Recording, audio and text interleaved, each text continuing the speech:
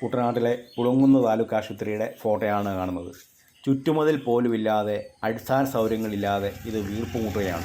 8 വർഷം മുമ്പേ 150 കോടി രൂപ അനുവദിച്ചതാണ് ഈ ആശുപത്രിക്ക്. ഉത്തരവാദിത്തപ്പെട്ട ജനപ്രതിനിധികളുടെ കഴിവുകേടുകൊണ്ടാണ് നാളെ ഇതുവരെയും പണി ആരംഭിക്കാതെ ഈ കിടക്കുന്നത്. അതോടൊപ്പം തന്നെ താലൂക്ക് ആശുപത്രി എന്ന പരിഗണനയിൽ സ്പെഷ്യാലിറ്റി ഡോക്ടേഴ്സിൻ്റെ സേവനം ഇവിടെ ലഭ്യമല്ല എന്നുള്ളതും ഞെട്ടിപ്പിക്കുന്നൊരു വാർത്തയാണ്. ആകെയുള്ളത് ഓർത്തോ വിഭാഗത്തിലും കണ്ണ് വിഭാഗത്തിലുള്ള ഡോക്ടർമാർ മാത്രമാണ്.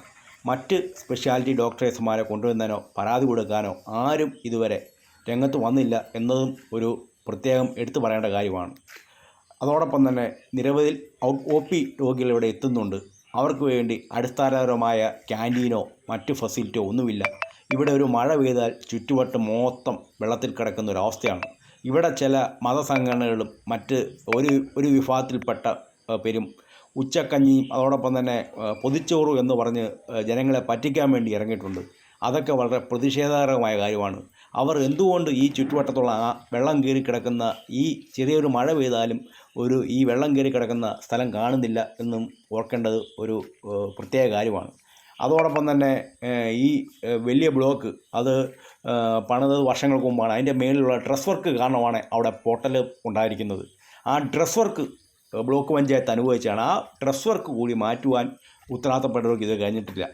അതോടെ ഏറ്റവും പ്രധാനപ്പെട്ട ഒരു കാര്യമെന്ന് പറഞ്ഞു കഴിഞ്ഞാൽ, ഈ നാട്ടുകാരിപ്പോൾ ആവശ്യപ്പെടുന്നു വെച്ചാൽ, ഇപ്പോൾ ഈ പുതിയ ബിൽഡിംഗ് വരെ പൊളിഞ്ഞിട്ട് വേണം പുതിയ 150 കോടി രൂപയുടെ പണിയാനാണ് തീരുമാനമെടുത്തിരിക്കുന്നത്. അതുകൊണ്ട് PHC ആയിട്ട്, പ്രൈമറി ഹെൽത്ത് സെൻ്ററായിട്ട് ഈ ആശുപത്രി നിലനിർത്തിക്കൊണ്ട് പുളുങ്കുന്ന് എഞ്ചിനീയറിംഗ് കോളേജിൻ്റെ ഒരു 5 ഏക്കർ സ്ഥലം ആരോഗ്യവകുപ്പ് ഏറ്റെടുത്ത് 150 കോടി രൂപയുടെ ആശുപത്രിയും അതോടൊപ്പം തന്നെ നേഴ്സിംഗ് കോളേജും അവിടെ ആരംഭിക്കണമെന്നാണ് ഭൂരിപക്ഷം നാട്ടുകാരും അഭിപ്രായപ്പെടുന്നത്.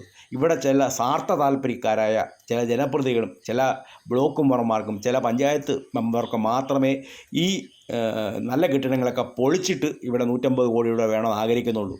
ഇത് ഭൂരിപക്ഷം പേര് നാട്ടിലായിരിക്കുന്നത് ഈ ഡ്രസ് വർക്ക് മാറ്റി ഇവിടെ ഗൈനക്കോളജി വിഭാഗം തുടങ്ങിയിട്ട് താൽക്കാലികമായ ഒരു ഷെഡ് അവിടെ പുറത്ത് പണിത ശേഷം അവിടെ OP തുടങ്ങുകയും ഇത് എഞ്ചിനീയറിംഗ് കോളേജിൽ അങ്ങോട്ട് മാറ്റണം എന്നാണ് ഭൂരിപക്ഷം